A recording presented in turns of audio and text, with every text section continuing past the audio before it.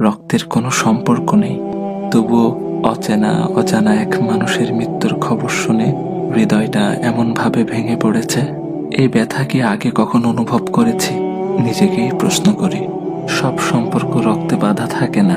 কিছু মানুষ না জেনেই না চিনেই হৃদয়ের সবচেয়ে নরম জায়গায় স্পর্শ করে যায়, আর চলে গেলে রেখে যায় নামহীন এক দীর্ঘ কষ্ট।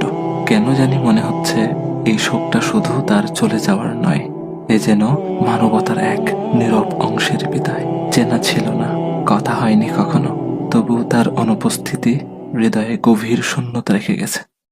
একটা জিনিস খেয়াল করেছেন? আমার ভাই ওসমান হাদিকে গুলি করা হলো জুমার নামাজের পর, আর তিনি তার রবের ডাকে সাড়া দিয়ে চলে গেলেন জুমার রাতে। আহ, কত সৌভাগ্যের মৃত্যু! আল্লাহ সুবহানাহু ওয়া তাআলা আমার ভাইকে শহীদ হিসেবে কবুল করুক, জান্নাতের উচ্চ মাকাম দান করুক, শোকাহত পরিবারকে ধৈর্য ধারণ করার তৌফিক দান করুক।